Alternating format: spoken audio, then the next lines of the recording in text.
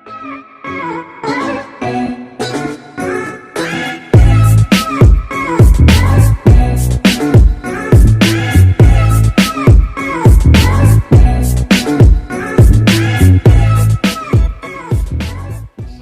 warahmatullahi wabarakatuh.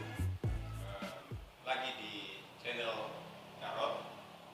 Kali ini bersama saya Ismail Sunari Hajaludin, dan di studio kami telah hadir seorang narasumber hebat, seorang pengamat politik dan juga lingkungan, Bung Syarif Chan, atau biasa lebih akrab disapa dengan Bung Gubang atau Guru Bangsa. Jadi kali ini kita akan mendengarkan pikirannya yang liar tentang paradoks demokrasi. Mungkin tanpa panjang lebar, Bang Gubang bisa memberikan pandangan-pandangan terkait dengan paradoks demokrasi. Bagaimana pikiran Abang tentang paradoks demokrasi itu? Ya, pertama saya ingin memberitahukan ke publik bahwa Jarot ini adalah lensa pikiran Maluku Utara. Dari Jarot kita bisa meneropong problem Maluku Utara. Nah, malam ini saya kira saatnya kita meneropong satu masalah, yaitu masalah demokrasi. Ada apa dengan demokrasi? Harus kita tanyakan. Dari 5 tahun ke 5 tahun demokrasi bergerak sejak reformasi sampai saat ini. Nampaknya saya melihat demokrasi ada yang tidak tuntas dari sisi tujuan. Jadi demokrasi itu hanya berputar-putar. Ibarat kalau orang menari pocong-pocong, itu demokrasi dia maju 1 langkah tapi dia mundur 2 langkah. Begitu seterusnya. Kita kelihatan bergerak demokrasinya, tapi sepatutnya secara fungsional tidak bergerak, kita justru mundur. Ada hal-hal yang menurut saya yang patut kita pertanyakan soal demokrasi ini. Instrumen politik di dalam demokrasi itu yang kita tahu ini kan partai politik. Partai politik, kemudian kesadaran rakyat dan lain-lain. Saya bahas satu-satu ya. Demokrasi bagi saya ini menjadi ancaman. Bukan demokrasi mendatangkan sebuah kemajuan bernegara, tapi demokrasi itu sendiri adalah paradoks. Di satu sisi menghadirkan utopia kebaikan-kebaikan, tapi di sisi lain juga membuat semacam kekhawatiran terhadap perjalanan demokrasi di Republik ini. Jadi ya gini Bung Gubang, saya kira narasi tentang demokrasi ini dia menjadi konsumsi bagi kaum pelajar, kalangan pelajar khususnya kan. Kita ingin agar masyarakat itu diedukasi. Misalnya masyarakat mengerti tentang apa sih sebetulnya pengertian daripada demokrasi itu. Saya kira Bung Gubang bisa memberikan sedikit penjelasan agar ini menjadi konsumsi publik juga dari masyarakat punya pengetahuan terhadap demokrasi. Berikan sedikit saja gambaran tentang apa dulu itu demokrasi. Nanti kita masuk ke paradoksnya. Oke, siap. Secara simpel, demokrasi itu membatalkan feodalis. Tubuh demokrasi adalah republika. Republika itu adalah res publica, artinya kepentingan umum. Jadi bentuk negaranya adalah republik, NKRI, Negara Kesatuan Republik Indonesia. Itu tubuh dari demokrasi. Jadi demokrasi mematahkan upaya seseorang mewariskan kekuasaan di dalam sebuah negara. Simpelnya begitu demokrasi. Di dalam demokrasi, pergantian elit kekuasaan itu diakhiri per 5 tahun, sehingga tidak mengakibatkan otoritarianisme di dalam tubuh negara itu. Nah, proses periodisasi 5 tahun ini kita maknai sebagai sebuah kebebasan untuk kepentingan rakyat. Jadi sebuah negara republik itu intinya adalah dia lebih condong kepada res publica. Res publica itu segala bentuk kebijakan, segala bentuk visi dan misi negara itu betul pada kepentingan umum. Baik, Bang Di Gubang. luar kepentingan umum itu menjadi haram. Oke, ya. Jadi tadi seperti apa yang disampaikan sebelumnya bahwa terdapat paradoks dalam demokrasi ini. Ia tidak menghadirkan kebaikan atau kemajuan. Justru sebaliknya, yang hadir malah ketimpangan. Seperti apa itu ketimpangan macam apa itu? Ya, justru Yang bermasalah pada tujuan demokrasi itu apa? ya, jadi begini. Justru yang membuat demokrasi ini paradoks adalah partai politik itu sendiri. Partai politik. Partai politik. Menurut saya partai politik. Kenapa itu? Partai politik menjadi pemain di dalam menghasilkan mundurnya demokrasi. Saya kasih contoh. Soal pilkada, soal pemilihan gubernur ya, bupati, kepala daerah, dan juga soal pemilihan presiden. Seakan-akan partai itu justru mengharapkan rakyat terlibat langsung.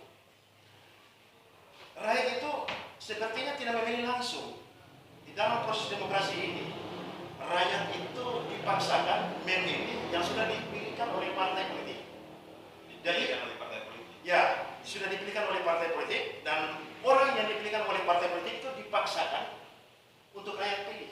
Jadi rakyat tidak punya alternatif. Rakyat hanyalah subjek penderita di dalam demokrasi. Dia memang terlibat dalam demokrasi, tapi dia tidak bisa menentukan siapa figur yang harus dia pilih. Baik, Bang, saya ingin bertanya lagi. Bang Gubang sebut partai, apakah ini semua partai? Artinya ini pernyataan yang bisa mengeneralisir semua partai bahwa ternyata itu semua yang masalah-masalah itu terdapat di semua partai, begitu ya Bang Gubang ya? Iya, karena rotasi kepemimpinan itu pabriknya adalah partai politik. Artinya Bang Gubang meragukan Saya begini, sebentar, beberapa minggu yang lalu ada seorang politisi lah dari partai X ya, saya sebut begitu. Dia mengeluh tentang betapa buruknya kepemimpinan di sebuah daerah, dan dia marah-marah. Saya bilang, kau nggak usah marah-marah, justru kau marah-marah dirimu sendiri. Karena pemimpin yang hadir di setiap daerah itu adalah hasil dari proses fabrikasi politik yang bernama partai politik.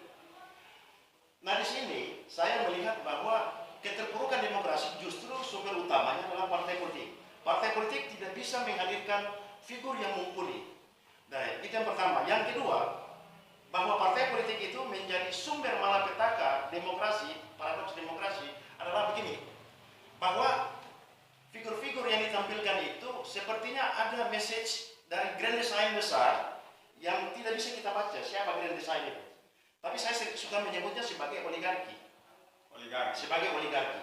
Oligarki itu ada yang terang-terangan, ada yang sembunyi, dan ada yang memang tidak mau menyentuh politik. siapa itu oligarki? Orang yang ada di dalam partai politik atau orang yang dirangkul oleh Nah, ini problem bangsa ini, problemnya seperti itu, bahwa partai politik kita ini papa dalam soal kedaulatan ekonomi partai, papa dalam soal kedaulatan ideologi, papa dalam soal perputaran partainya di dalam kerangka membentuk karakter konstituennya. Baik, partai ini kan hanya sebuah instrumen atau wadah. Apa yang dimaksud terdapat problem dan segalanya? Apakah itu karena karir-karir partai politik itu tidak kompeten, tidak selektif, atau seperti apa? Ya, jadi begini, di zaman Pak Harto memang demokrasi kita terganggu. Bahwa demokrasi itu diatasi oleh Soeharto sebagai pemegang kekuasaan pada saat itu sedang sangat otoriter. Tetapi begitu kita masuk dalam reformasi, saya adalah pelaku reformasi, saya adalah aktivis 98. Dan perjuangan kita yang kita harapkan adalah kebebasan berdemokrasi, kebebasan menentukan kesetaraan, kebebasan untuk berdaulat secara politik, ekonomi, dan budaya. Tetapi begitu dalam perjalanan, justru reformasi ini adalah sublimasi dari otoritarianisme Orde Baru. Karena bagi saya lihat ternyata di dalam reformasi ini muncul banyak Soeharto. Intinya korup. Orang tadinya cuma satu orang Soeharto, sekarang Soehartonya sangat banyak. Dan ini bagi saya akibat partai politik tidak berdaulat terhadap ekonomi partai itu sendiri. Apa yang dikatakan bahwa partai politik itu tidak berdaulat? Misalnya di partai politik di level lokal, apa yang dirasakan bahwa artinya masalah seperti apa? Saya membaca fenomena. Jadi kalau misalnya saya meminjam istilah Thomas Hobbes. Thomas Hobbes itu dia mengatakan bahwa negara itu harus seperti makhluk yang namanya Leviathan. Jadi ada makhluk di mitologi Timur Tengah yang dia sangat besar, makhluk itu. Makhluk itu sangat besar dan dia bergerak tanpa ada yang bisa mengerem. Nah, mestinya negara seperti itu. Nah, kemudian kita paham betul bahwa kecenderungan manusia ini, inherent di dalam diri manusia, ada yang disebut dengan, kalau Thomas Hobbes menyebut adalah sebagai bellum omnibus contra omnis, bahwa semua saling memakan. Potensi dalam diri manusia semua saling memakan. Nah, oleh sebab itu kita memilih demokrasi, itu adalah jalan tengah satu-satunya, sehingga tidak ada lagi yang bisa memangsa satu sama lain. Yang ada adalah keseimbangan bernegara, keseimbangan berwarga negara, dan kedaulatan bernegara. Baik. Nah, di mata saya dalam perjalanan sejak reformasi sampai sekarang. Ternyata partai politik itu bagian daripada problem bangsa ini. Jadi kalau misalnya kutipan Thomas Hobbes tadi bahwa saling memakan ya, ini partai politik memakan kandidat yang dirangkul atau sebaliknya? Ya. Itu gimana itu? Jadi ini yang saya bilang, ini yang harus kita buka ke publik. Ini ada samar-samar memang, bahwa ada partai politik yang mengatakan bahwa partainya tidak menerima mahar. Tetapi pada saat perekrutan, justru yang bertanggung jawab itu yang dipilih. Sampai hari ini saya tidak lihat partai politik memutuskan mata rantai itu. Dia lebih banyak melihat isi tas ketimbang isi pikiran calon seperti itu. Nah, saya tawarkan, berani nggak partai politik melakukan konvensi? Konvensi itu artinya partai politik tidak terlibat di dalam proses penyusunan sebuah orang tokoh yang memimpin. Biarkan rakyat bergerak dari desa dan kita akan temukan satu mutiara sosok yang benar-benar diinginkan secara kualitas, integritas moralnya untuk dijadikan pemimpin, sehingga tidak ada lagi orang bermain dengan kekuatan uang. Nah, saya lihat DPW partai politik ya, dari entah istilahnya DPD atau DPW, mereka ini sebenarnya distributor dari oligarki yang ada di Jakarta. Nah, oligarki ini harus kita putuskan, karena oligarki itu adalah sekelompok elit yang menyelamatkan kekayaannya dengan memanfaatkan kondisi politik bangsa ini. Artinya dia harus menguasai sendi-sendi politik, sendi-sendi kekuasaan dia harus kuasai untuk menyelamatkan properti lain. Jadi partai politik itu kan punya mekanisme seleksi. Ya, dia akan melakukan verifikasi administrasi, kemudian juga akan melakukan seleksi terhadap kompetensinya. Terus apa yang abang melakukan itu dalam mekanisme dan prosedur partai politik? Ya, benar. Orang bisa mendaftar di partai. Kader partai bisa mendaftar, orang bisa mendaftar. Tetapi itu ruang gelap di dalam ruang itu. Apa itu maksudnya? Ruang gelap itu artinya tidak ada hak tim penguji yang bisa menetapkan orang ini berintegritas, orang ini kualitas secara pikiran, dan orang ini punya gagasan. Yang menentukan itu adalah samar-samar di dalam partai politik. Bahkan orang partai politik sendiri, baik di tingkat paling bawah, itu tidak mampu menentukan siapa yang dipilih. Karena ini ada suatu grand design oligarki besar yang saya bilang tadi itu, bahwa dia hanya menjadikan DPD partai yang di cabang-cabang provinsi dan kabupaten itu sebagai distributor kepentingan dia. Jadi kalau misalnya satu daerah itu ekstraktif, maka oligarki yang bermain adalah oligarki ekstraktif. Harusnya seperti apa ya? Kalau daerah itu tidak ada potensi ekstraktif, ekstraktif itu tambang kalian. Kalau dia tidak ada potensi ekstraktif, maka yang bermain adalah oligarki APBD. Nah, itu cara memutuskan oligarki ini seperti apa? Partai harus berani membuat konvensi di dalam merekrut calon pemimpin daerah maupun calon pemimpin. Yang abang saksikan itu memang tidak ada konvensi dari semua partai. Selama di Maluku Utara saya tidak lihat ada konvensi baik untuk calon wali kota, calon bupati. Saya tidak ada lihat. Kalaupun ada konvensi, apa yang abang harapkan dalam? Saya kira dengan konvensi itu kita bisa menemukan sosok yang mumpuni secara pikiran, secara gagasan, dan mumpuni secara moral. Ya kan ya, yang saya ikuti kemarin bahwa di setiap partai politik itu kan juga makanya saya bilang ada seleksi dan tahapan-tahapan tertentu di mana kompetensinya diuji, misalnya visi misi. Kan setiap kandidat itu punya visi misi, dia sampaikan lalu itu diuji oleh visi misi itu cuma basa-basi di dalam konteks perekrutan. Makanya saya bilang kita ini hidup di dalam suasana basa-basi demokrasi. Basa-basi demokrasi, substansinya masih oligarki. Partai politik menjadi yang tarik menarik dari kandidat saat ini kan kita lihat belum ada yang mengatakan kepastian secara kepastian yang tidak dipengaruhi oleh hal-hal yang sifatnya budget. Nggak ada. Justru sekarang orang bertanya-tanya siapa yang punya uang banyak yang nanti dapat rekomendasi dari partai untuk dipercayakan bertaruh di pilkada. apa yang abang harapkan untuk kepada partai politik? Saya kira yang ada ya. Partai politik harus bikin konvensi di tingkat kabupaten untuk pemilihan bupati, di tingkat kota untuk pemilihan wali kota, dan di tingkat provinsi untuk pemilihan gubernur. Oke, jadi ya karena dengan konvensi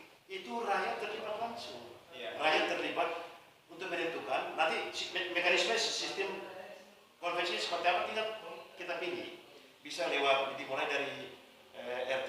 Partai sendiri juga itu bisa melakukan secara internal. Dia melakukan konvensi secara internal dari pengurus anak cabang DPRT kemudian naik DPD untuk gubernur sampai di DPD tingkat 2. Nah dari situ mereka punya pesan dan punya referensi terhadap orang yang mau diusung. Kalau sekarang kan kita tak punya referensi terhadap orang yang bertarung. Yang bertarung itu justru dikadang-kadang memiliki banyak uang. Oke, tadi Bang Gubang sempat panggil bahwa Maaf saya batuk ini. ya, tidak apa-apa. Jadi ya tadi Bang Gubang sempat singgung bahwa rakyat sebetulnya tidak memilih pemimpin. Rakyat justru dipaksakan oleh figur-figur yang telah ditentukan atau ditentukan oleh partai politik. Maksudnya bahwa ini masalah tersendiri. Artinya kalau misalnya yang diusung oleh partai politik itu adalah orang-orang yang diragukan, apa saran Bang Gubang terhadap kepada rakyat atas persoalan ini? Ya, karena rakyat tidak terlibat, karena dia tidak melakukan konvensi, maka rakyat tidak bisa terlibat langsung. Sehingga elit partai itu yang menentukan setelah kesepakatan kasar kusuk yang di dalam itu muatannya adalah kepentingan. Jadi spirit partai ini spirit kepentingan, bukan spirit respublika. Kalau spirit respublika kepentingan tapi kepentingan rakyat. Tapi kalau yang dia lakukan saat ini dengan menjauhkan diri dari konvensi, maka saya lebih curiga bahwa partai itu di dalamnya ada permainan kepentingan sesama elit partai dengan calon kandidat. Ya itu sudah kami mengerti, sudah ditangkap. Maksudnya bahwa kan sekali lagi dia harus bikin konvensi. Jadi tadi kan abang sudah sentil. Kalau dia bikin konvensi, partai itu tidak terlibat di dalam menentukan figur, justru rakyat yang terlibat. Siapa saja bisa daftar. Di Amerika itu semua orang bisa tampil. Biar kita tahu siapa yang berkualitas. Tapi kalau di Indonesia kebalik, di demokrasi kita ini kebalik. Semua orang tidak bisa tampil kecuali yang ditentukan oleh partai. Kita next dulu itu, maksudnya bahwa ini kita anggaplah terlanjur. Kalau misalnya partai politik bersekian, apa yang mengharapkan bahwa harus melakukan konvensi kan tidak dilakukan ini. Ya. Artinya bahwa kalau tidak dilakukan konvensi, lalu mereka yang diusung oleh partai bukan ini. Ya saya kalau memilih seseorang, begini dalam politik itu, kalau Anda memilih seseorang tanpa dibekali pengetahuan terhadap figur itu, maka Anda adalah penjahat. Sebaliknya, kalau Anda memilih figur itu dengan referensi pengetahuan terhadap figur itu, maka itu adalah kebaikan dalam politik. Jadi, pemilih kita ini kan ada pemilih yang punya pengetahuan dan ada pemilih yang tidak punya pengetahuan. Nah, kalau saya balik masuk ke teori itu disebut dengan pemilih baik dan pemilih yang jahat. Nah, kita tahu sendiri, kita kapasitas kesadaran politik warga negara ini kan agak rendah, sehingga ini dimainkan oleh oligarki. Oligarki berpesta di Republik ini. Di Maluku Utara lebih khusus, berpesta dia bisa buang 50 miliar, tapi yang dia tarik itu triliun, soal ekstraktif misalnya. Nah ini kesadaran ini harus muncul dari eksekutif minimal. Kalau eksekutifnya nggak ada kesadaran ini, dari parlemen harus muncul kekuatan-kekuatan kesadaran terhadap menjaga keseimbangan. Abang percaya? Kalau saya meminjam istilah seorang filsuf Italia, kalau saya pinjam pikiran filsuf Italia, dia bilang begini, Giorgio Agamben. Giorgio Agamben bilang bahwa demokrasi itu bisa membawa malapetaka bila tidak ada keseimbangan antara eksekutif, legislatif, dan yudikatif. Bila salah satu memonopoli, powernya memonopoli, maka itu cenderung demokrasi itu menjadi buruk. Nah, itu lembaga negara itu. Tadi partai politik, sekarang lembaga negara. Ya. Kaitannya seperti apa itu? Dari rekrutmen dan seleksi partai politik atau misalnya dari tahapan awal bagaimana partai politik melakukan seleksi kemudian mengusung kandidat. Apa kaitannya juga dengan itu tadi 3 lembaga negara yang mengusungkan itu? Problem yang ada di sana apa? iya karena beberapa lembaga negara yang tadi, salah satunya legislatif, itu mesin pabrik dari figur yang muncul di sini adalah lewat partai politik. Nah ini inheren, jadi kualitas anggota parlemen inheren dengan kapasitas muatan pendidikan kader partai. Begitu muatan kapasitas kader partai menurun, ini dipastikan yang muncul juga adalah orang-orang yang kepalanya kosong, tidak punya gagasan. Mereka hanya semacam tukang secara politik. Mereka hanya semacam tukang secara politik yang dipaksakan untuk memenuhi administrasi kita bernegara, bahwa ada parlemen dan parlemen itu harus diisi. Tapi isinya bukan. Jadi yang hadir ini adalah tubuh. Saya mengatakan bahwa demokrasi kita masih menghadirkan demokrasi tubuh, bukan demokrasi pikiran. Apa itu perbedaan antara demokrasi tubuh dan demokrasi? Demokrasi pikiran itu dia tidak melihat siapa yang akan muncul, tapi dilihat apa yang mau dibawa, konsep-konsep gagasan-gagasan besar, grand design yang mau dibawa, bukan isi tasnya. Bagaimana dengan undang-undang? Karena kita tahu bahwa dalam pilkada ini banyak orang-orang cerdas yang tidak terpilih. Banyak orang-orang cerdas tidak terpilih di dalam legislatif. Dia tidak terpilih karena dia tidak punya duit. Dia punya isi kepala, tapi dia tidak punya duit. Nah, orang yang hanya hadir di parlemen dipastikan dalam pertarungan kemarin itu adalah orang-orang yang memiliki uang banyak. Ada berapa juga yang mungkin kapasitas intelektualnya juga diakui ada di sana. Artinya saya kira ini tidak perlu dijelaskan atau seperti apa itu. Abang seolah-olah pesimis terhadap mereka semua. Iya. Jadi begini ya, Prof. Mail. Politik itu sifatnya omnipresent. Politik itu, Anda mau makan juga di situ ada tema politik. Saya mau pergi ke kantor juga itu ada tema politik. Saya ngopi di Jarot ini juga ada nilai politik. Sambil minum. Ya, sambil minum. Jadi politik itu omnipresent. Dia ada di mana-mana. Jadi saya kira bahwa kita bentukkan pikiran kita membahas masalah politik itu memang harus berlanjut terus, tidak bisa berhenti. Apa saran Bang Gubang terhadap rakyat ini? Saran Bang Gubang terhadap rakyat yang nanti akan memilih? Saya tidak saran ke rakyat, saya saran ke partai politik. Oke. Ya, kalau mau menghilangkan money politik di dalam demokrasi, sehingga kita benar-benar berkualitas, maka yang pertama dilakukan adalah konvensi. Konvensi calon wali kota Ternate misalnya. Semua orang bisa masuk. Begitu orang masuk, dia memaparkan visi misi, baru kita tahu dia ini yang hebat. Dan partai politik tidak punya hak menentukan di situ. Nanti bikin tim penguji, mekanismenya seperti ini. Tim penguji dari kampus, orang kampus kan orang pandai, orang yang penuh riset, banyak riset. Nah mereka yang menguji bahwa begitu dia lolos dari tapisan ini, maka orang ini wajib diakomodir oleh partai. Satu itu.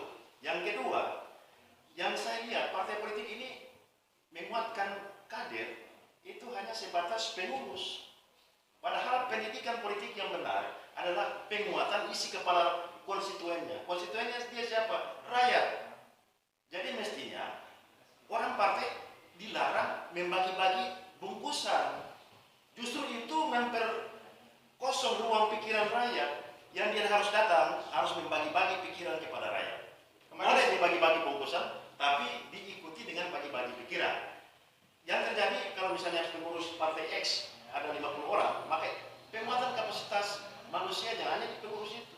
Ini tidak terselesaikan. Sedangkan politik itu adalah kesadaran dari rakyat untuk menentukan bahwa yang dia pilih ini bertanggung jawab selama 5 tahun terhadap segala kedaulatan rakyat.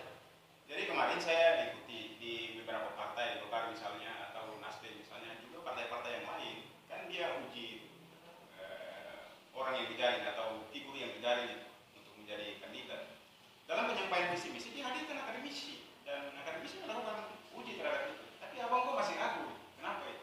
Akademisi itu hadir hanya sebagai pewangi, biar ini nggak busuk baunya. Tapi intinya yang menentukan adalah DPP. Pewangi. Dia hanya pewangi. Kalau konvensi bukan pewangi, dia benar-benar melahirkan on the track siapa yang figur yang secara integritas, bermoral, secara kualitas memiliki pikiran dan dia dipercayakan bisa membawa perubahan. Tapi kalau dia masuk di partai politik, yang menentukan pusat. Jadi saya DPP maksudnya. iya, saya sebut tadi bahwa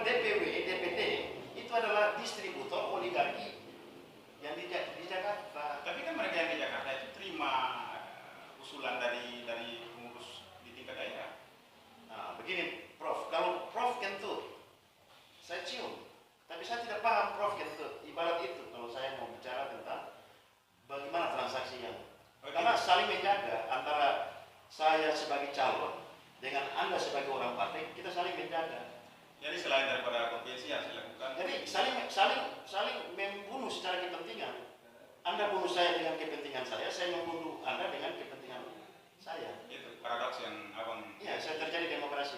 Kita kembali lagi ke praktek demokrasi di tingkat lokal ini. Apa itu yang apakah cuman paradoksnya cuma soal partai politik ya? Atau ada hal lain yang abang lihat atau gua lihat dan bisa memberikan pandangan. Channel Jarot ini saya kira dia bisa memberikan edukasi terhadap masyarakat sehingga ada masukan-masukan dari Bang Guba terhadap rakyat, terhadap partai politik. Tadi kan sudah ada partai politik itu. Ya, Jadi pada rakyat gimana ya? Jadi gedung dewan menurut saya itu adalah gedung pikiran. Partai menghadirkan kader-kadernya untuk duduk di gedung dewan itu harus orang yang cerdas. Dia harus lebih cerdas dari eksekutif karena dia melakukan pengawasan. Orang yang melakukan pengawasan biasanya lebih cerdas dari orang yang operator. Eksekutif itu kan operator. Yang mengawasi operator, orang satu tingkat di atas operator, jadi dia lebih paham tentang problem-problem keuangan, problem tentang ekonomi, tentang lingkungan, tentang ketertiban umum dan lain-lain. Jadi sudah itu kan sudah diseleksi orang-orang yang ada di parlemen atau orang-orang yang diusung oleh partai politik itu kan urusan-urusan partai politik itu tentang kompetensinya nanti kan diukur itu secara internal oleh partai politik. Saya kira ada pikiran-pikiran yang bisa menjadi edukasi kita buat masyarakat tentang kan sebulan dua ini kan kita diperhadapkan dengan satu momentum yaitu pilkada langsung dan figur-figur macam apa yang harus dilirik oleh masyarakat, yang pantas dipilih oleh masyarakat, figur-figur macam apa yang silakan. Kalau saya mengajak kita memilih figur yang tidak banyak campur tangan oligarki di dalam figur itu. Itu aja dulu. Jangan dulu bicara isi kepala, kita bicara itu dulu. Itu minimal ada langkah maju di dalam proses demokrasi. Karena kalau Anda tahu pertarungan antar oligarki, maka yang menang bukan res publica, yang menang bukan kepentingan umum, tapi yang menang adalah tim sukses. Seperti apa ciri-cirinya? Nah, tim sukses itu dia bisa mendapatkan manfaat hanya dalam waktu tentatif, sementara di dalam proses. Mungkin kandidat itu 5 tahun ke depan, daerah ini mau dibawa kemana itu yang kita menjadi tidak terarah. Adakah kandidat yang tidak bergantung pada oligarki? Ada atau tidak itu? Kalau ada, ciri-cirinya seperti apa itu? Kan kita berharap agar supaya misalnya kalau menurut pilkada ini kita proses itu menghasilkan pemimpin yang bijak, pemimpin yang baik, yang bisa membawa kemajuan.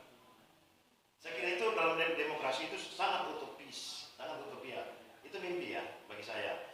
Karena existing demokrasi kita itu sudah dibaut oleh kondisi memang harus banyak uang untuk masuk ke ruang itu. Nah, untuk masuk ke ruang itu kalau Anda tidak punya uang, maka Anda harus meminta dukungan oligarki, yang minta dukungan orang yang punya uang. Kalau Anda punya uang, Anda sendiri itu Anda pemain oligarki untuk terjun langsung.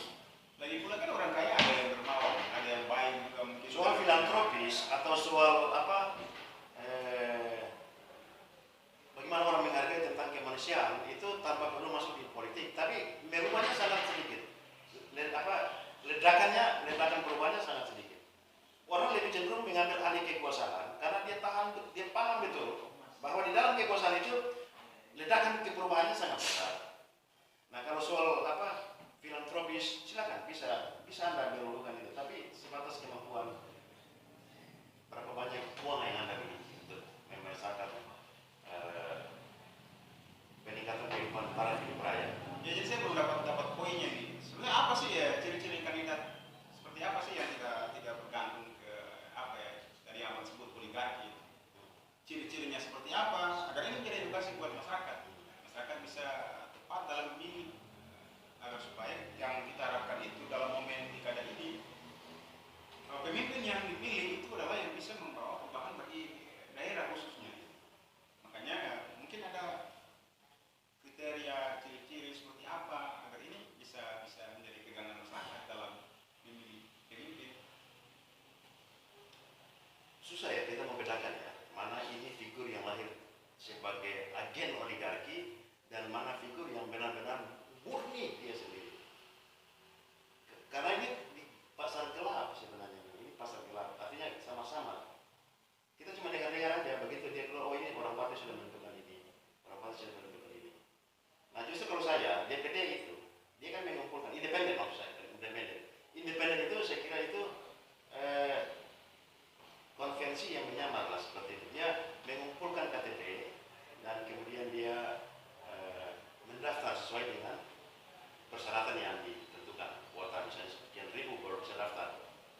tapi itu pun masih sama-sama tidak ada transparansi.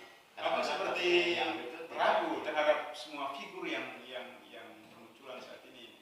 Apa mungkin karena sebelumnya Bung Gubang bilang partai sudah gagal dalam melakukan seleksi, tidak melakukan konvensi, tidak menguji. Jadi saya kompetensi tidak masuk ke kasus kota mana atau daerah mana, saya tidak mau masuk situ.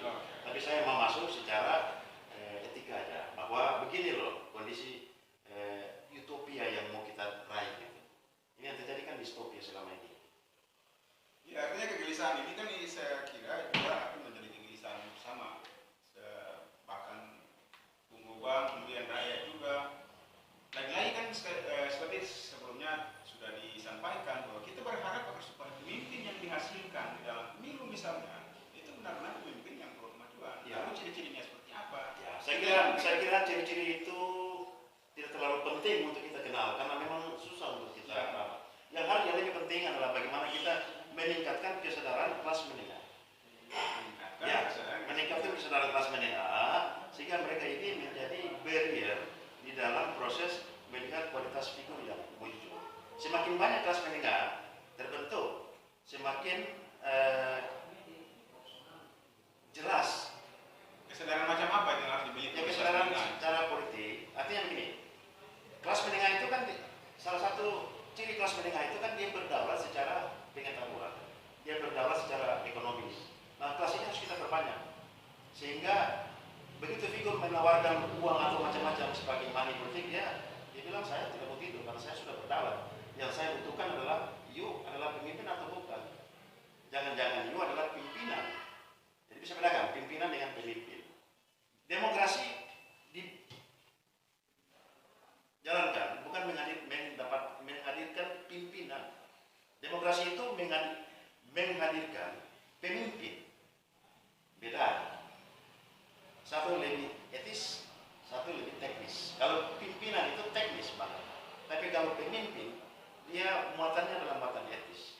Pemimpin. Ya, itu yang membedakannya. Jadi demokrasi melahirkan pemimpin, sedangkan perusahaan melahirkan pimpinan. Paradoks yang Bung Gubang uraikan dari awal itu, akankah pemimpin yang etis, pemimpin yang etis itu bisa ada tidak itu, Bang Gubang? Maksudnya saya ingin agar Bang Gubang memberikan semacam gambaran atau ciri-ciri dari pemimpin yang etis itu, yang benar-benar memiliki potensi, yang benar-benar seperti itu.